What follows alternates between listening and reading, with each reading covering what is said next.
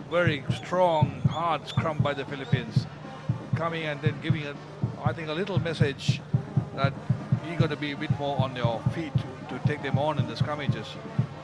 Well, this is it. I mean, you know, what Sri Lanka have to do is to try and get down a little bit lower, get underneath that front row, and try and see if they can actually set a little bit better than the Philippines, and try and get underneath them. If they don't, we're going to see a lot more of that. As you see, skipper Saunders has opted for the 3 points. Well, it's almost a 57-meter kick. So he feels confident. He's got the wind behind him, or has he actually? It's in the 10 meter. Yes, it is. So that's the 60. So it's a 45 meter. It's a 45 or 47 meter kick from skipper Saunders for the Filipinos, for the Volcanoes. And Sri Lanka will do well to get out of here.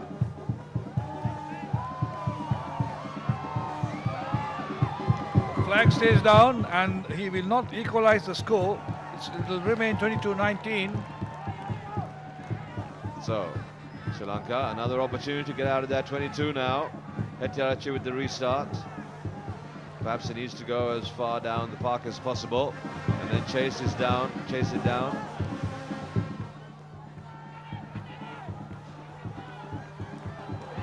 Yes, good clatter, recycled player, I believe, for Sri Lanka.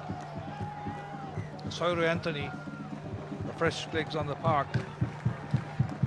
So nice to see Kalhara's on, Soiru Anthony's on, Roshan Veeratna's on. And the crowd is on. I think the crowd have been fully on from the time they got here, Changa. They don't need any excuse. Sri Lanka's playing well. Sri Lanka's in the lead currently, 22-19 if you're joining us live on CSN. 64 minutes on the clock, counting down towards what would be a decent result if Sri Lanka can win this one here at the racecourse at home.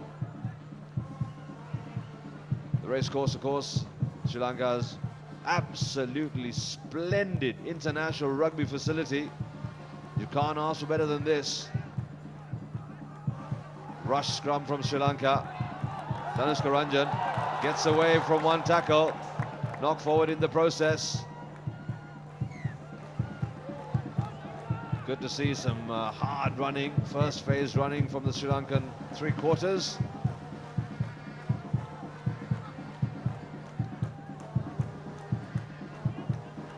He's on the deck there, looks like he got clattered as he hit the deck. There's a shoulder. Let's have a look at this. Here he is, pumping the legs, but then in the process, ouch! Just that extra hand straight out would have perhaps got wrenched as he hit the deck. And with a heavy weight on him. Well, yes, there was about another 90 kg behind him there. It seems okay. It looks like he just hit the deck at the same time, shoulder and his face, but seems okay. A little bit of chat going on between the ref and the officials. Sri Lankan players just complimenting each other, encouraging, saying, come on lads, you know what we have to do. Referee's wire, just checking. AFU, of course, have a huge responsibility. There's His Excellency the President and the First Lady watching on intently. I've said this several times, not as His Excellency the President and First Lady today, but of course also as Mummy and Daddy watching the lads out. There's the Minister of Sport.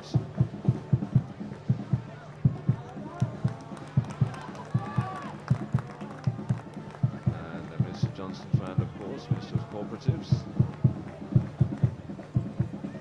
Big support for Sri Lanka. Playing at home. We need to do this a lot more often, Changa. We need to play a lot more internationals like the Serenity Cup, bring international teams to Sri Lanka so the players and the people can see what rugby is all about. International rugby is such a huge process now. The Carlton International Rugby 7 Series start up. And it's Danish Karandan has been taken off the park. I think the injury is a bit too much for him to continue. Well, yes, unfortunately for the young player. Looking like he was really getting into his slot, into the groove, as they say. He has a chance now for the Philippines. Viratna wearing number 21 shirt. Almost no control there from the Filipino number 8. Christopher Anderson. Big, huge up and under. Taken cleanly by Letts, the fullback for the Philippines. Nicely done by them. Nicely set up. Pick and go. From the number 6 there, Ronald Fong for the Philippines. Skipper Saunders just banks the ball. Not a very good kick. Gives Hettiarich a chance of getting the ball wide. The number 22 for Sri Lanka.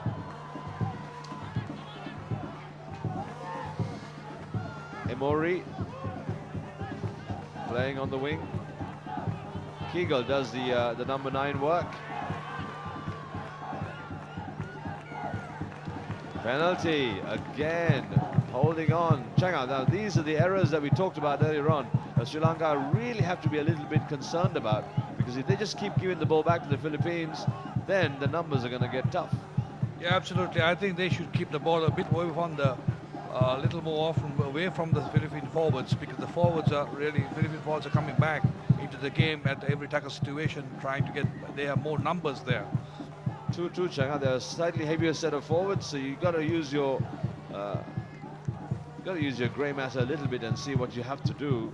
It doesn't take a lot to understand that you keep the ball away from them, run them a little bit more, tie them out a little bit more, and give yourselves a better chance.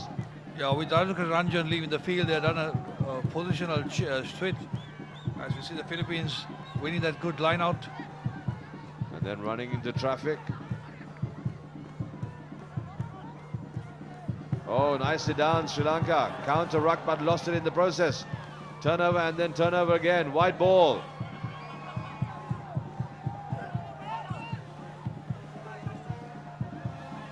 This is the Philippines now. The number 12 there for the Philippines. Justin Coveney. There's no advantage. Referee's played the advantage, and then he stopped. He brought play back. So the Philippines settling down a little bit better now with their forwards. Will the skipper have another go at the post? He's going for touch. Well, he has not had much success. Changhai's only been able to get one through the slot, so he's decided that they'll just go for the line out and then try and roll it from there. Interesting. Chandrashan Chandamal has come in as number 10 into the fly half position, and Fazil Marjo has been shifted into the center's position, outside center. All right, so that's part of a planned move. Lee Kegel and Fazil played as centers, and Emori as on the wing, and Dunn on this wing, and Hettiarich at full back. Well, it's a very, very fast lineup, fast 3/4, but they need good ball in the process.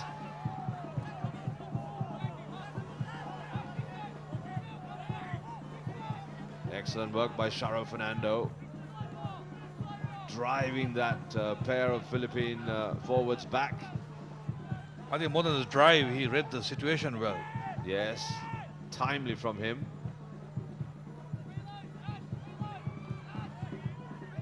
Philippines decide they're going to grind this ball, earn a penalty in the process. Referee says hang on. I think he'll have a chat with the skipper with regard to the continued infringing at the tackle situations. Yes, I think you have to be a little bit careful. Referee has already warned, which means the next offense is going to be a yellow card situation. Shanghai, it's always tough because, you know, tired minds, tired legs. You've got to try and focus again. That's the tough part. all those months in practice, the months of playing for your club. Now you try and translate that effort for your country. Remind yourselves of the flag and why you are playing and how much is at stake. Those are the things that go through players' minds. Here's the Philippines rolling it towards the Sri Lankan line, doing really well. You have to ask the question as to why they didn't do it a lot more often. Soft ball from Saunders. Referee said hang on. He's brought play back. He's whistled again.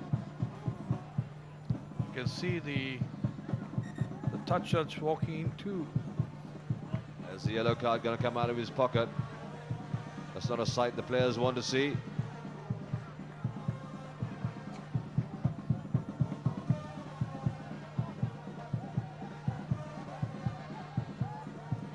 Anthony. Sri Lanka down to 14. This is not what the doctor ordered, really. This is not what you want to see. The Philippines so close to the Sri Lanka line. And a player hits the sin bin at the same time. Sorry, Anthony. Touch judge saw something that he pointed out to the referee. The referee had just indicated that Sri Lanka's levels of penalties need to have been controlled. I think the offence was the repeated infringement of coming on the from the sides, not